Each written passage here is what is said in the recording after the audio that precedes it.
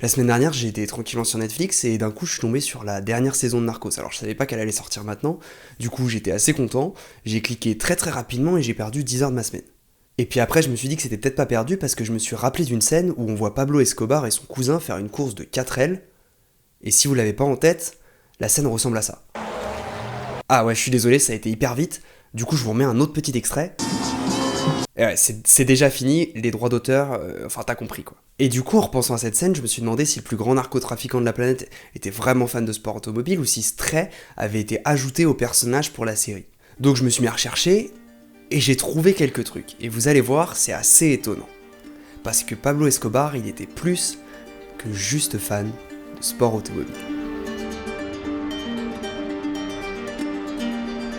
L'histoire commence par une petite voiture française, la Renault 4. Et je me doute que quand vous avez cliqué sur cette vidéo, vous ne vous attendiez pas à ça. Parce que Pablo Escobar faisait partie des hommes les plus riches de la planète, et donc vous pouviez légitimement vous attendre à des histoires de Ferrari avec des numéros châssis limés plus qu'à des voitures de 24 chevaux. La première fois que le nom de Pablo Escobar apparaît dans le journal en Colombie, ce n'est pas pour parler de ses activités illégales, mais plutôt de ses résultats sportifs dans la Copa Renault, une compétition de 4L qui voit s'affronter des pilotes nationaux. Dans le journal El Tiempo du 28 mai 1979, on voit apparaître cette image, accolée à quelques lignes parlant des nouveaux arrivants de la catégorie. Parmi eux, Pablo Escobar et Gustavo Gaviria, deux pilotes alors non connus du public et qui sont pourtant arrivés avec une débauche de moyens pour courir.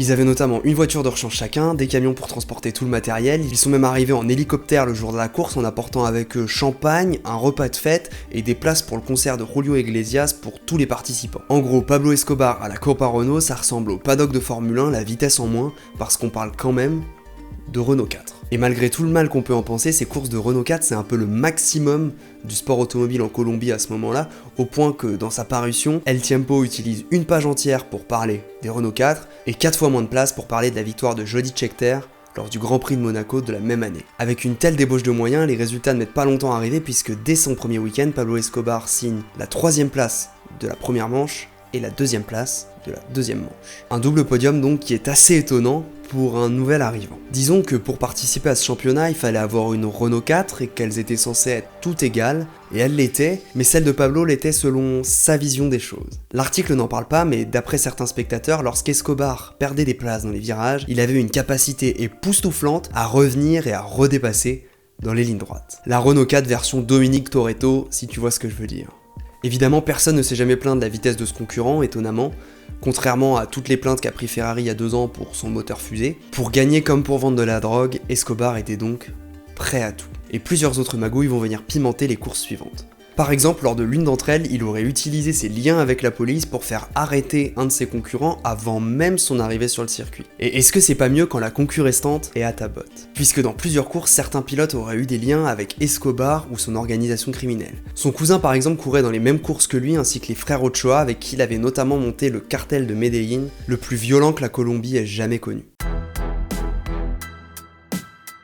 Quelques années plus tard, avec l'augmentation de sa fortune, il décide évidemment de quitter sa 4L pour de nouvelles machines et donc de nouvelles catégories. Il participera à des courses en Amérique du Sud, notamment des courses de côte, et pour ça il fera l'acquisition d'une Porsche qui a notamment été utilisée par le double champion du monde de Formule 1 Emerson Fittipaldi lors de la course des champions de 1974. On se refuse rien.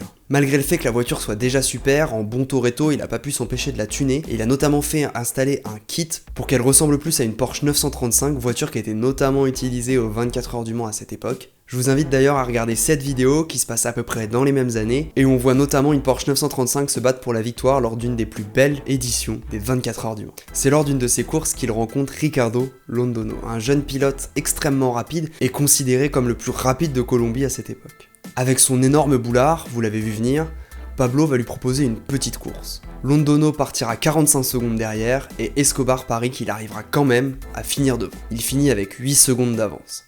Pas si présomptueux que ça finalement. Le temps passe et les nouvelles activités du patron de la drogue colombienne prennent le dessus sur le sport automobile. Il participe à de moins en moins de courses, mais continue d'être passionné par la discipline. Alors, il s'implique autrement. Londono de son côté monte les échelons et commence à participer à plusieurs courses internationales.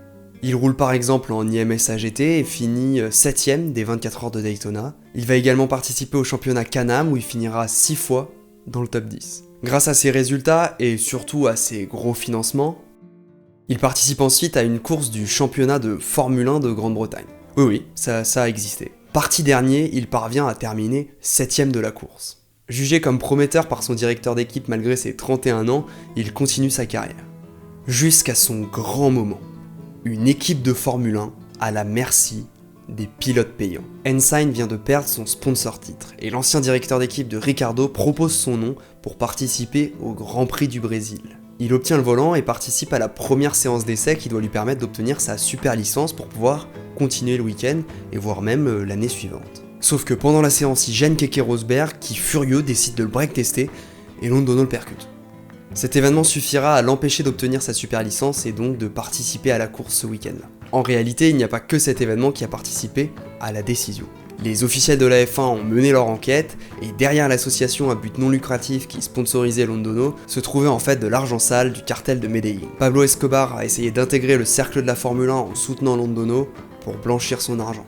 Et on ne l'a fait pas au vieux Bernie. Londono, qui trempait lui aussi dans des affaires illégales, voit donc sa plus grande chance de réussir dans le sport automobile s'échapper. L'équipe garde l'argent et le remplace par un autre pilote qui d'ailleurs réussira à finir 4ème de ce Grand Prix du Brésil. Il reste malgré tout le premier Colombien à avoir participé à un week-end de Grand Prix, et depuis 2 autres noms se sont ajoutés à la liste, parmi eux celui de Juan Pablo Montoya, l'un des plus grands talents du début des années 2000. Merci d'avoir regardé cette vidéo jusque là, si elle vous a plu n'hésitez pas à mettre un pouce bleu et un commentaire, ça aide énormément à référencer la chaîne et à la faire grandir. Si vous voulez plus de contenu, vous pouvez me retrouver sur Twitch où on fait notamment un live chaque mardi à 21h30. La prochaine vidéo sur cette chaîne c'est dans 2 semaines. À dans 2 semaines.